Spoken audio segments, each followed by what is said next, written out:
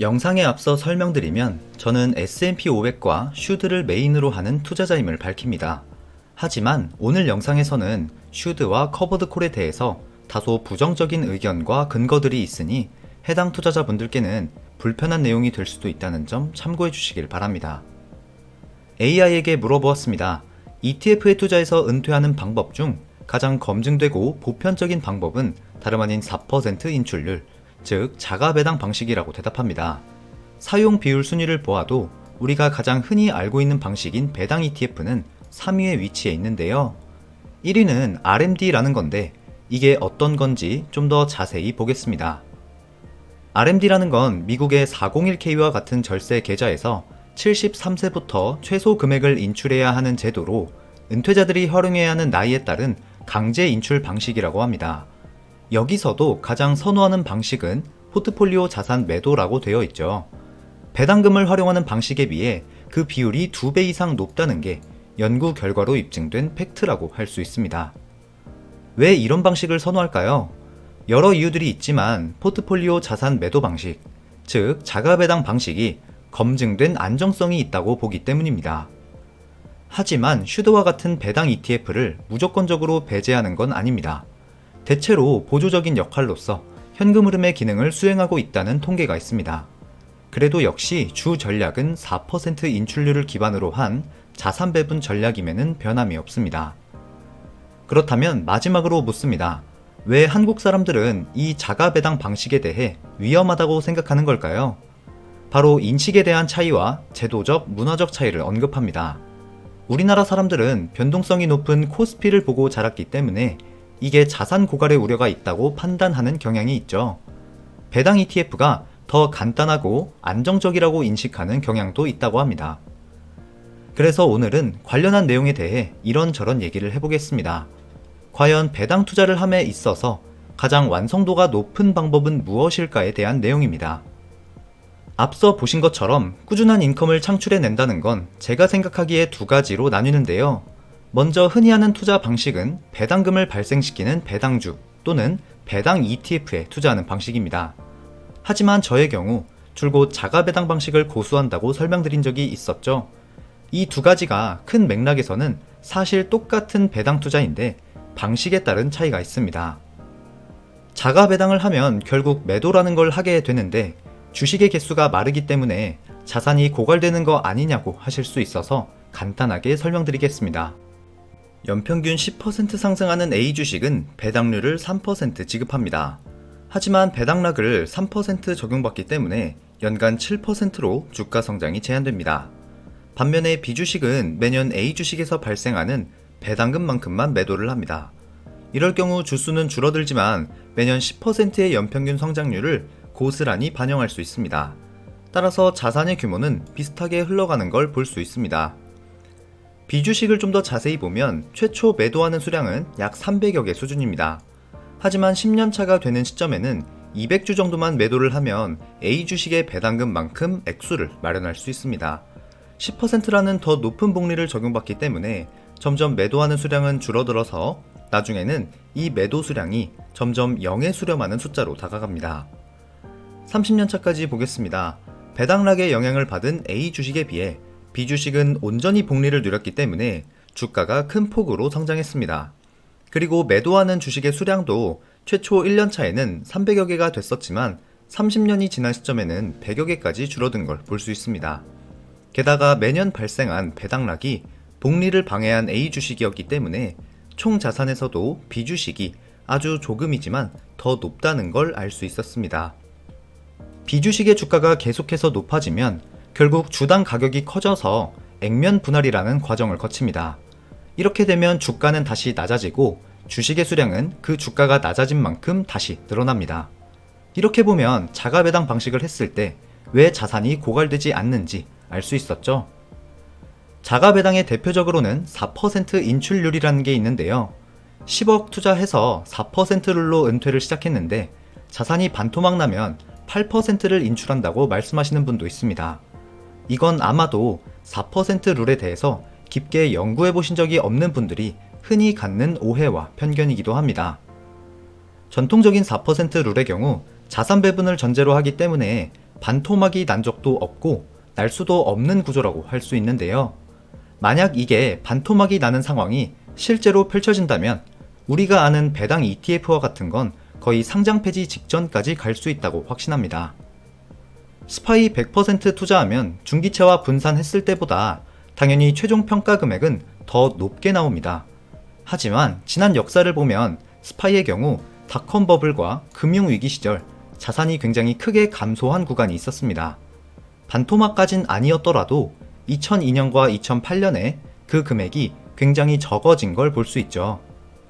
하지만 채권과 함께 투자했을 때는 다릅니다. 닷컴 버블 시기에 비교적 크게 방어해낼 수 있었고요.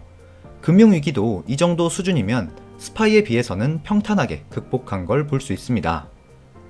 채권 투자가 꺼려지시는 분들도 많을 겁니다. 하지만 현금성 자산이라고 할 수 있는 단기채를 전체 자산에서 20%만 섞어도 유의미하게 변동성이 줄어드는 걸 볼 수 있습니다. 따라서 채권이 무조건적인 대안이 아니라 현금도 큰 역할을 한다고 볼 수 있겠죠. 여기에 위기 때마다 오르는 원달러 환율까지 대입해보면 실제로 원화 투자자 입장에서 미국 주식에 투자한다는 건 생각보다 그리 위험한 행위가 아니라는 걸 알 수 있습니다. 2008년 금융위기의 경우 연간 36%가 빠졌지만 환율은 2년에 걸쳐서 큰 폭으로 상승했습니다. 미국 투자자는 2년 걸릴 거, 한국 투자자는 1년이면 복구했다는 얘기가 됩니다. 자, 이제부터 그럼 이런 얘기를 하실 겁니다. 자산의 하락 시기에 배당은 나오지만 어떻게 자가 배당을 하느냐 이겁니다. 답은 간단합니다. 그 기간에 그냥 현금을 사용하면 됩니다. 배당주 투자라고 다르지 않죠. 결국 본체의 주가가 떨어지면 배당도 언제든 삭감될 수 있는 확률이 높습니다. 이 부분에 대해서는 뒤쪽에서 좀 더 자세히 다뤄보겠습니다. 현금 비중 보유할 바에 커버드 콜 투자하면 되지 않느냐 생각하실 수도 있겠지만 기초 자산이 50% 하락하면 못해도 커버드 콜의 배당도 40% 이상은 확정적으로 삭감됩니다. 최근 커버드 콜 상품들의 기초지수 추종률이 그만큼 높은 구조이기 때문이죠. 이런 건 좋은 방법이라고 할 수 없습니다. 그렇다면 또 꼬리를 물어서 대공황이라도 다가오면 배당은 안전한 반면 자산 배분 전략은 안 되는 거 아니냐 하실 수도 있는데요. 해당 시기 주식의 폭락만큼은 아니더라도 채권은 비교적 안정적인 수익을 보여왔었습니다. 대공황 때는 배당이 삭감되지 않았다고 단언할 수도 없을 겁니다. 실제로 슈드와 다우지수를 추종하는 다이아 ETF는 상관계수가 0.94로 매우 비슷하게 흘러가는 걸 볼 수 있는데요. 1920년대 대공황에서 이 다우지수는 마이너스 89%를 기록한 적이 있었습니다. 자, 그렇다면 제가 다시 한번 물어보겠습니다. 상관관계가 유사한 다우지수가 마이너스 89%나 떨어졌는데 배당금은 삭감되지 않았다고 단언할 수 있을까요? 못해도 배당 삭감 마이너스 50% 이상은 되었을 겁니다. S&P 500도 마찬가지죠. 4년 연속 엄청난 하락이 있었기 때문에 원금이 회복되기까지 무려 10년 가까이 걸렸고요. 그 이후에 또 큰 폭의 하락이 있었기 때문에 살아남기가 어려운 방법이었습니다. 최악을 가정하는 건 정말 좋은 습관입니다. 하지만 대공황이라는 걸 가정하면 여러 사람들이 흔히 아는 그 어느 투자 방식으로도 은퇴하는 건 위험하다고 볼 수 있습니다. 60대 40 전략의 경우 대공황 시기에도 결국 오랜 기간이 걸렸지만 살아남을 수 있었습니다. 바로 디플레이션 시기였기 때문에 적은 금액을 인출해도 괜찮았던 게 큰 요인이었죠. 그러니까 제가 하고 싶은 말은 역사도 짧고 검증도 안 된 종목들하고 사랑에 빠지기보다는 시장에 내 돈을 맡기고 자산을 배분하는 게 더 확률이 좋고 검증된 방법이라는 겁니다. 최근 등장하는 배당률 10% 이상짜리 상품들, 그리고 배당 성장률 10%라는 상품들, 모두 이 투자들이 틀렸다고 볼 수는 없지만 이런 방식이 지속 가능하다고 검증이 된 부분도 전혀 없습니다. 그냥 최근 10년, 20년 정도 흐름 보고 판단하는 거에 불과하다는 겁니다. 더 극단적으로 말하면 이런 거 투자자들 도파민 자극시켜서 투자를 유도하는 운용사의 전략일 뿐이라고 생각합니다. 주가가 안 올라도 배당 성장은 하지 않냐는 말씀을 하시는 분도 있습니다. 그렇다면 슈드의 시가 배당률은 언젠간 10%그 이상을 뚫고 나간다는 얘기가 되나요? 만약 그런 ETF가 있다면 있어서도 안 되는 종류의 ETF라는 겁니다. 결국 순수 주가 상승인 프라이스 리턴을 기반으로 한 배당 성장이 건강하고 안정적인 배당 성장이라는 겁니다.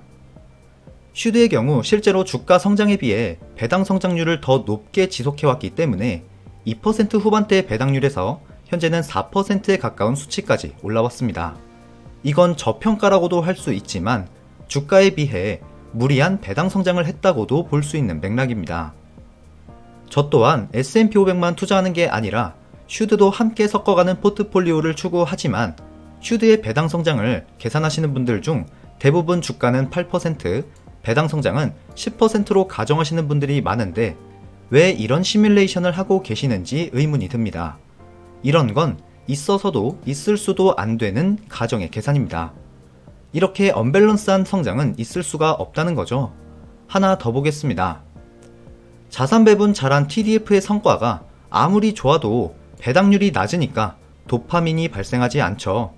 그러니까 장기적으로 더 불리한 구조의 상품인 걸 알아도 이렇게 높은 배당률의 상품을 투자한다는 겁니다. 심지어 더 높은 수수료를 가져가죠. 우리나라 ETF 시장이 미국과 정말 대척점에 서 있는 부분이 바로 이런 게 아닐까 싶습니다. ETF 창시자인 존 보글은 VTI에 투자하라고 했고요. 워렌 버핏은 VOO에 투자하라고 했습니다. 그래서 그 다음은 어쩌라는 거냐? 그걸 얘기해주지 않았죠. 이걸 메인으로 자산 배분을 하고 필요한 만큼 인출해서 쓰라는 말이었습니다. 직접적인 언급은 없었지만 그 근거를 보겠습니다. 워렌 버핏의 경우 필요시 매도해서 현금을 얻으라고 했고요. 벤저민 그레이엄 또한 배당금에만 의존하지 말고 주식 매도해서 현금을 창출하라고 했습니다. 그에 맞는 포트폴리오를 구성해야 한다고도 얘기했고요. 이걸 제대로 연구하고 정립해 나간 게 바로 우리가 흔히 아는 투자 대가 중 한 명인 켄 피셔였습니다. 배당을 주는 거에 집착하지 말고 전체적인 투자 성과를 따르라는 얘기였습니다. 하나 더 보겠습니다. 401k에서 가장 많이 투자되는 상품은 자산 배분 전략인 TDF가 있고 S&P 500 인덱스 펀드가 가장 인기가 많습니다. 배당 ETF와 커버드 콜이 정말 현명한 선택이라면 이렇게 매수하는 401k 투자자들은 바보인 걸까요? 그러니까 역사적으로 가장 심도 있게 검증된 방식이 자산 배분하고 인덱스 펀드니까 이걸 메인으로 투자하는 게 좋다는 겁니다. 배당 ETF나 커버드 콜의 경우 아주 짧은 역사만 검증되었다고 할 수 있겠죠. 따라서 저의 경우 오히려 이런 투자가 더 위험해 보인다는 겁니다. 자, 그럼 좀 더 원론적으로 배당으로 은퇴하는 방법의 역사를 보겠습니다. 1세대 투자 방법으로는 꾸준히 배당금을 지급해주는 개별 주식에 투자하는 게 열풍이었죠. 현 시점에서의 배당 귀족주, 배당 황제주 등이 이런 개별 종목에 포함됩니다. 대표적으로 AT&T나 코카콜라와 같은 기업들의 배당금을 기준으로 하는 배당금 창출 방식이 있었습니다. 그 다음으로 등장한 개념이 바로 자산 배분과 인덱스 투자를 활용한 자가 배당 전략이었습니다.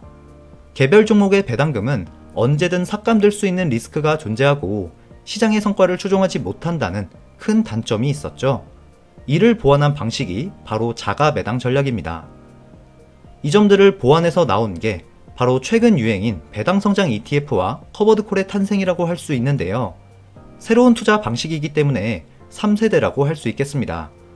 이 투자 방법으로 은퇴하는 거, 좋게 말하면 세련된 방법이기도 한데 심리적으로 안정적인 방법인 것도 맞는데 아주 짧은 역사를 통해서만 검증된 위험한 방식 중에 하나라는 겁니다. 커버드 콜의 경우 어떻게 해도 기초 자산보다 이길 수 있는 건 없습니다. 잠깐 하락하는 1년 또는 2년 정도 유리한 구간만 존재할 뿐인 거죠. 이런 건 모두 다 알고 있는 사실입니다. 이렇게 심리적인 부분을 잘 마케팅해서 파는 게 바로 커버드 콜이라는 거고요. 이 투자 대가들이 이렇게 현실적인 조언을 해주었음에도 불구하고 사람의 심리를 자극하는 운용사의 마케팅일 뿐입니다. 앞선 방식이 정말 좋은 방법이면 투자 대가들이 배당 성장 ETF 사고 커버드 콜 ETF를 사세요. 이런 말을 하지 않았을까요? 자, 그렇다면 커버드 콜과 같은 투자가 정말 호구가 된 거고 잘못된 투자 방법이냐? 그건 또 아니라고 할 수 있습니다. 살 빼는 방법 모두 알고 계실 겁니다. 적게 먹고 운동 많이 하면 그만입니다. 근데 이런 거 알아서 할 줄 아는 사람은 그냥 혼자서 잘 합니다. 근데 트레이너가 안 붙으면 운동 절대 못하는 사람도 있죠. 자기 자신에 대한 통제력 차이입니다. 이런 통제력과 심리적 안정감을 얻고 싶다고 하면 배당 투자, 커버드콜 이런 거 하시면 그냥 그게 더 어울리는 방식인 겁니다. 하지만 살이 빠지든 안 빠지든 트레이너한텐 그에 따른 높은 수수료를 반드시 지급해야 하죠. 그러니까 자기하고 맞는 성향에 따라서 선택을 해나가시면 됩니다. 결국 어떤 방식을 택하든 적당한 인출률을 동반해서 좋은 자산에 장기 투자하게 되면 자산은 우상향할 수밖에 없는 게 우리가 지금 살고 있는 자본주의 시장 경제체제 사회라는 겁니다. 일부 투자자분들은 배당 투자가 시장 성과보다 좋다고 인식하는 분들도 있습니다. S&P 500을 기반으로 고배당 기업들을 선별한 SPYD, SPHD를 보면 시장 성과에 전혀 따라가지 못하는 모습을 보여주죠. 심지어 MDD도 더 큰 폭으로 떨어집니다. 배당 성장 ETF인 슈드는 다를지 한번 보겠습니다. 아마 이런 차트 어디선가 보신 적도 있을 거고요. 하지만 시작 지점이 닷컴 버블 직전이었죠. 슈드의 인덱스가 98년도 말에 나왔기 때문에 이런 차트가 틀린 건 아니지만 시기에 따른 편향된 데이터라고 할 수 있습니다. 실제로 닷컴 버블이 일어나기 전 이 ETF들의 수익률은 상상을 초월합니다. 과연 이 기간에 배당 성장 ETF인 슈드가 이런 수익률을 보일 수 있었을까요? 그러니까 어떤 게 더 수익률이 좋다라는 건 특정 시기에 따른 차이일 뿐입니다. 그 잘난 QQQ도 역사가 짧기 때문에 자가 배당 방식의 투자자분들 대부분 이 S&P 500을 투자하는 경우가 많습니다. 닷컴 버블 이전이 아닌 금융위기 직전으로 한번 수익률을 비교해 보겠습니다. 과연 슈드가 이런 상황에서 자유로울 수 있었는지 이런 MDD 수치를 보게 되면 전혀 방어력이 좋았다고는 할 수 없는 수준입니다. 이 기간에 배당 삭감은 없었다고 볼 수 없겠죠. 이 시기에 존재했던 VIG라는 배당 성장 ETF도 배당 삭감에서는 자유로울 수 없었습니다. 배당은 주가만큼 떨어지지 않으니까 더 안정성이 높은 건 당연한 사실입니다. 하지만 배당금이 떨어지게 된다면 배당금에 의존한 투자자분들 역시 현금 비중을 활용하거나 자가 배당을 추가로 해야 하는 상황이 펼쳐지지 않을까요? 다시 보여드리지만 이건 연평균 배당을 재투자했다고 가정한 토탈 리턴 성과입니다. 방금 전의 맥락으로 접근해본다면 스파이도 그냥 그만큼 자가 배당했으면 비슷한 성과가 나왔다는 겁니다. 심지어 여기에서 채권 혼합의 자산 배분은 고려되지도 않았죠.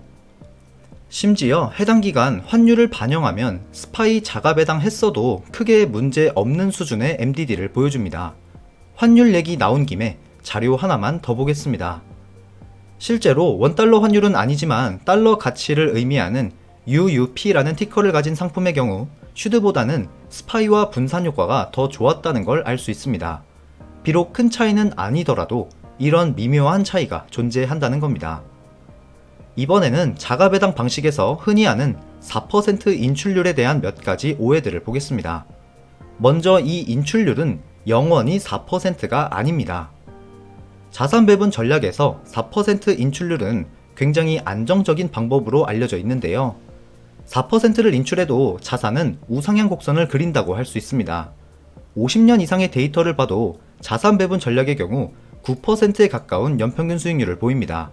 따라서 매년 4%가 정률로 인출되는 게 아니라 자산이 우상향하면 그만큼 인출률을 줄일 수 있다는 결론이 나옵니다. 그 사이에 스파이의 배당금도 인플레이션 이상으로 우상향하게 되겠죠. 그러니까 4% 인출률이 평생 4%를 인출한다는 걸 의미하지는 않습니다. 주식과 채권 비중을 각각 섞은 전략의 인출률에 따른 성공 확률을 보면 반반 투자 시에 5%까지 인출을 해도 성공률이 100%에 달하는 걸 확인할 수 있습니다. 저 같은 일개 투자자가 통계낸 자료가 아니라 여러 연구진이 밝혀낸 결과입니다.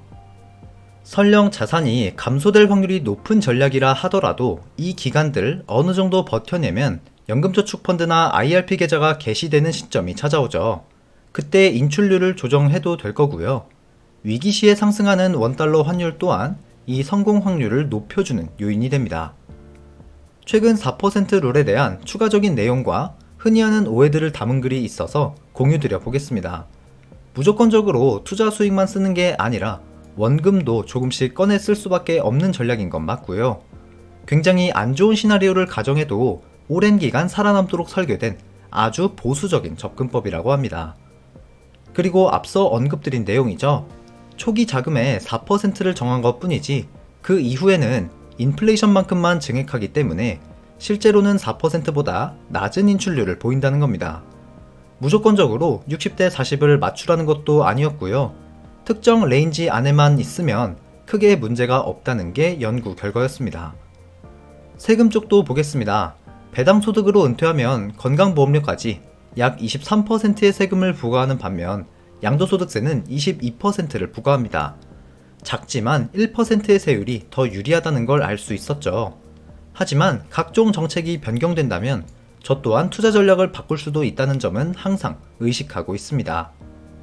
가끔 그냥 이런 거 됐고 많이 벌고 많이 내면 된다고 하시는 분들도 있는데 5천만 원을 배당이나 양도소득으로 잡아도 연간 50만 원의 차이가 발생합니다.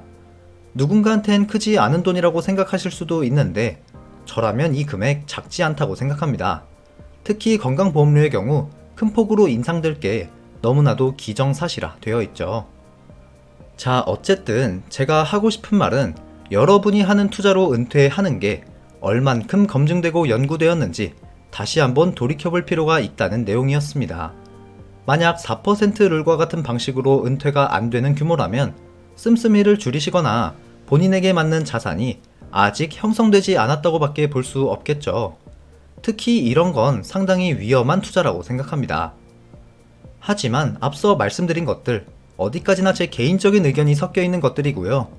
투자에 있어서 심리적인 요소는 상당히 큰 부분을 차지하기 때문에 크게 어긋난 투자를 선택하신 게 아니라면 그냥 그걸 하시는 게 가장 좋은 선택이라고 생각합니다.